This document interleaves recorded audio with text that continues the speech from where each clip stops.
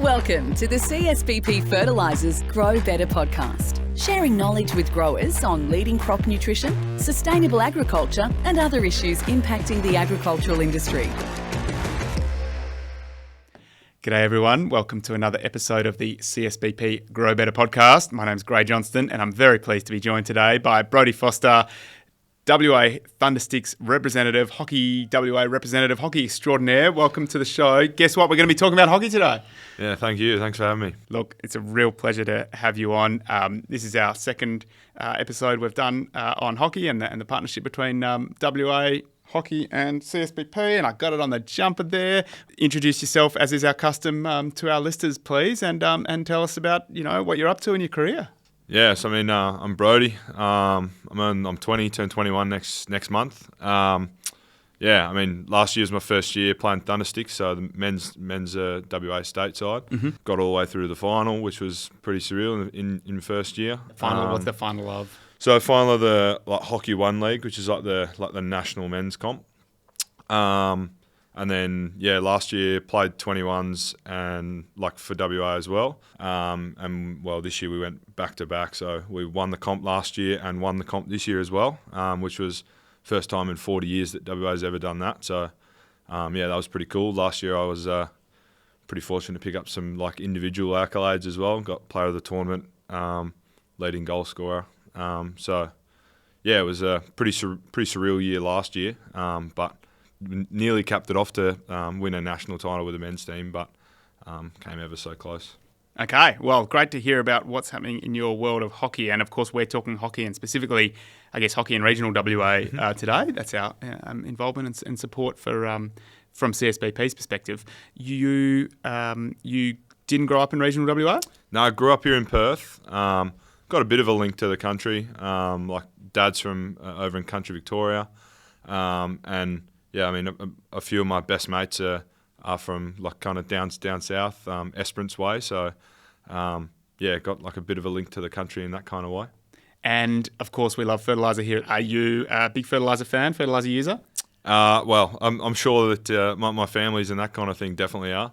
I mean, I was a couple of years ago did a season of harvest down in Esperance, so. They're definitely big fertiliser users down there for sure. Good, that's what we like to hear. But of course, playing most of your hockey on artificial turf. Yes, artificial. Good. Not a lot of crop nutrition required. Not that I'm any kind of agricultural expert. Now, we talked to Penny, Ashley, Fabian on the podcast last year, and one of the things they mentioned was the regional hockey carnivals that CSBP was supporting. I think we dragged you out to a few of those last year. How'd they go? Yeah, did a couple of them last year. I did two of them. I did one out in Northam and one in Bruce Rock. They were both really good. Bigger than hockey that I expected they were going to be, that's for sure. Got plenty of schools out to them. Most schools sort of send 2 or 3 teams, which is huge. It's massive. I mean, for me to be able to go out there and kind of show my face and give a few tips here and there and jump into games and kind of muck around is in lots of ways a bit of a blessing for me, especially to get out to those kinds of places which often don't get the kind of I guess if you want to call me elite players kind of thing. We'll call you elite on this show. It's great. Yeah, so to kind of be able to get out to there and show my face and be able to maybe even if I'm making 1 or 2 kids' days and having a positive influence for them for, whether it be 2 hours or 20 minutes, I really take a lot of pride in that. To be able to do that for two separate ones, and I think we would have had probably over 120, 130 kids at both of them. So probably well over 250 kids for the 2 days was something I really, really enjoy. Yeah, it's awesome. It's nice to hear about, and I can see the passion as you're talking about it, which is lovely. You're, I guess, not much older than some of those kids that you were working with. What was it that got you into hockey, and was it that kind of age that got you started, or? Probably a little bit younger. I mean, I played. I've always just kind of loved bat and ball sports. I play a lot of golf still now. Play cricket, hockey. I tried footy when I was a kid, as trying to find a winter sport. I've always played cricket, so I tried to find a winter sport and played footy, played half a game of Auskick, and Mum always tells me I played about half a game and sat on the ground, cried, and I never went back. So my uncle played hockey. So Mum was like, "Oh, why don't you just give hockey a go?" And fell in love instantly. So yeah, it's kind of where it all started for me. What is it? What is it about the sport? I think like now it's like it's the family like environment. Being able to, like, a lot of my best mates and mentors and that kind of thing are all kind of like around hockey. But you can be like, I'm very fortunate now to be involved with guys that are in the national program now, and fortunately a couple of the guys that are some of the best players in the world. So from those kinds of guys right the way down to guys that have played 3, 4, 5, 6 years of club hockey with, and I've played juniors with the whole way through.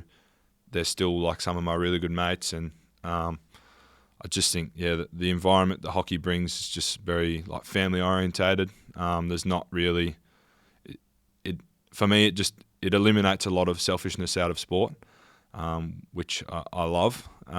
Being able to trust and back the guys that you play with and that are involved with your teams and that kind of thing is something special and pretty unique to hockey, I think.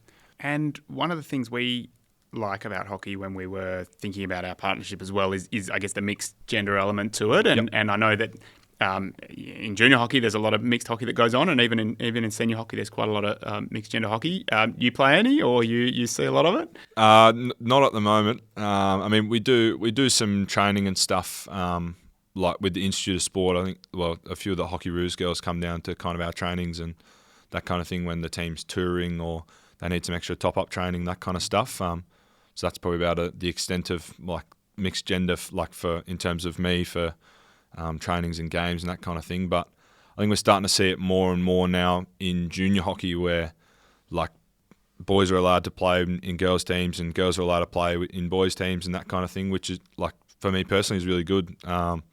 Like, I think especially like it just allows us to challenge both groups and really like excel both groups in different kinds of ways as well.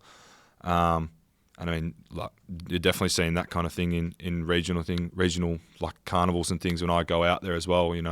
It's not boys team, girls team, boys team, girls team. It's like mixed gender in all of them, and there's not really ever that's like, oh, that team's got 2 boys and they dominate. It's like, one team could have a girl or 2 girls that are really good and 1 boy that's really good, and the team that's generally end up having the best mix is generally the one that actually does go right, not the one that's got 1 or 2 that are really good. So now, you touched on your participation in some of our hockey carnivals last year, and I think you'll be out there at some of the regional hockey carnivals again this year, so we're really excited. We've got Northam on the 30th of May, Bruce Rock on the 31st of May, Narrogin on the 1st of June, and then a couple of others later in the year. Tell us, how excited are you? Haven't been able to sleep, looking forward to them? Yeah, definitely looking forward to them. As I said, I love getting out to them, so to go from only going to went to the 2 last year to stepping up already to the 3 this year. Yeah, really looking forward to it. Should be good. Hopefully, either similar or hopefully some more kids that are out there and see some familiar faces and hopefully some new faces as well. So, yeah, looking forward to it. You mentioned your dad's from an agricultural background. Did you enjoy seeing how the crops were looking as you're heading out there at that time of year? Yeah, I mean, we always have sort of a running joke as we drive out to kind of where Dad's from, out in Hamilton, out in Victoria. Whenever we'd always go out there, it's the canola is always like springing. So we always have a running joke. It's just when we're driving, and look out the window and just go, "Hey, Dad, canola." And then, when you've got a 4-hour drive and all you see is canola the whole way, and every single paddock you're going, "Hey, Dad, canola." It gets a bit angsty about it. So yeah, haven't been out there in a while, especially over that way. So yeah, hopefully be able to get back there soon.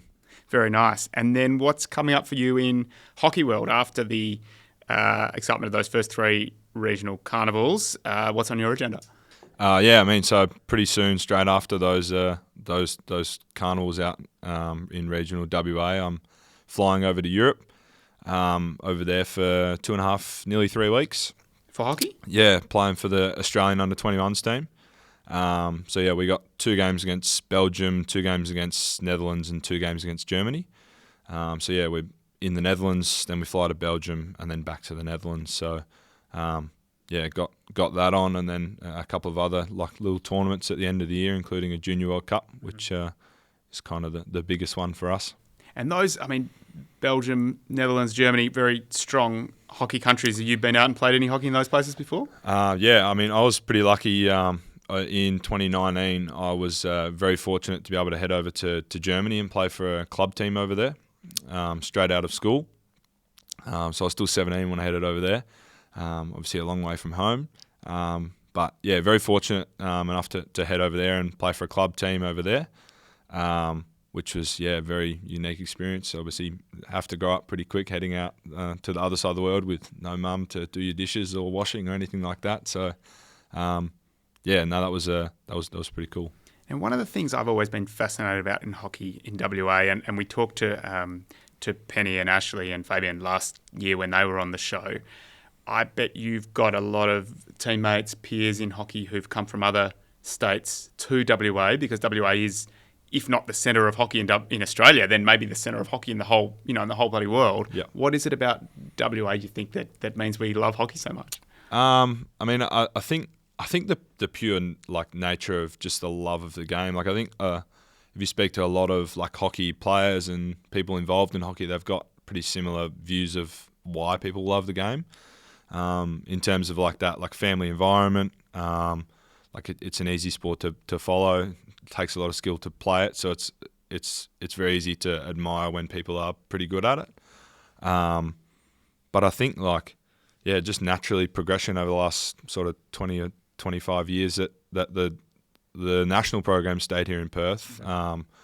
It's just meant that there's a lot more opportunity for guys that are from other states to be able to move here and be exposed to, training with the national program or training here with WACE or even just playing in the local club competition, which is often hailed as probably the best club competition in Australia. To have that kind of exposure and get guys from other states is something that we're very proud of in WA, and hopefully we can keep doing it.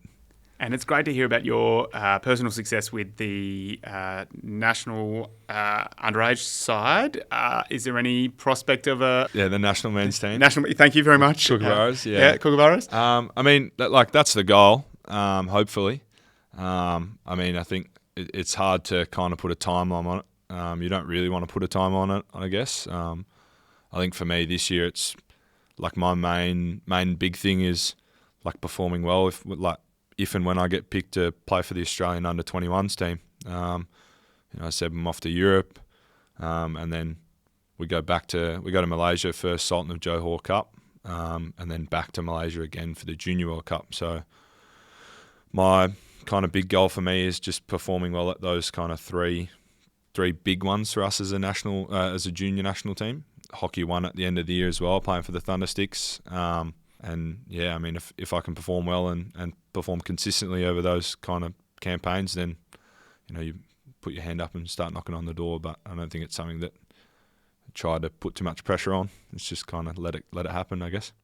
I'm interested in your cricket career. Cricket's a sport that's, I think you also excel in and play as well as hockey, and we love hockey, but you rolled out for Gosnells last year, and I've also been on your My Cricket and seen you played a bit of cricket down in Esperance as well. Can you tell our listeners about that? Yeah, I've played a bit of cricket for Gosnells. Been pretty fortunate to go away on a couple of state teams as well, which is pretty cool experiences. Played a few years of first grade down at Gosnells. Been a bit interrupted in like playing hockey, and whenever I can kind of get down there, I try to get down there. When I went down to Esperance, I did a harvest down there a couple of years ago, and my best mate, he was living down there, and he was like, we're short, please, like come play, and I was like, I'm working, harvest, I can't get off. And Friday arvo, the heavens opened up, and it absolutely bucketed down, and we were no chance of getting any work done for a couple of days. It was cloudy and looked like it was going to rain, but didn't rain. And he called me on Saturday morning. He said, we're still a few guys short, and I was like, I'm in town already anyway. So I headed out and played, and had a bit of a whack around, which is a bit funny. Was the appropriate paperwork filed? I mean, you need clearances and things like that. You can't just wrangle someone into a league on a Saturday morning. They actually snuck in on the Thursday arvo or the Friday arvo, and they actually put in the clearance to Gosnells on like the Thursday. And I got a phone call on like the Friday night from Mum, and she was like, "Do you know that they've put in a clearance for you to play down there?" And I was like, "Oh, no, but I mean, sure." And so they signed off the clearance, and that was put through before I'd even decided I was going to play. So. And which club did you play for? I played for Newtown down there. Great. Yeah. And you have a win? We did have a win. Yeah. I think I beat the other team off my own bat, which was pretty funny. We at CSBP, we're big fans of self-aggrandisement, and you've encapsulated it there for us on the podcast today. So thanks very much. I hear rumour that you may be looking in addition to furthering your hockey career, pursuing your career in agriculture as well. Yeah, I mean, hopefully at the end of this year, as I said before, I've not been back over to Victoria in a fair while. So at the end of this year, I'm looking to head back over there, and Dad's kind of family mates and a few of his best mates over there. Head back and stay with my auntie and do a bit of work either on like a sheep station out there, or I think they've definitely got some crop out there as well, just to like feed their livestock. So hopefully be able to get some time off and head out there for a couple months or so, which would be nice. Great. Well, hopefully you can osmose some crop nutrition from this big CSBP logo behind us, and take some of that expertise over there with you. Or maybe when you're out doing some regional hockey carnivals, some of the kids might also take a few tips and tricks that you can take home. Okay, on that bombshell, we've been really pleased to be joined by Brodee Foster today from the WA Thundersticks and Australia Under-21's representative to talk about all things hockey and his experience in delivering the hockey carnivals for CSBP and Hockey WA last year. Brodee, thanks so much. Thanks for having me. Thank you. Good on you, and thank you all out there in podcast world. That's it for us from the CSBP Grow Better podcast. Remember to jump on our socials at CSBP Fertilisers to keep in touch with what we've been up to. But until later, I've been Grey Johnston. Thanks, Brodee Foster. See you all. Bye-bye. Thanks for tuning into another episode of the CSBP Grow Better podcast. For more information about CSBP, please visit csbp-fertilisers.com.au or connect with us on social media at CSBP Fertilisers on Facebook, Twitter, Instagram and LinkedIn.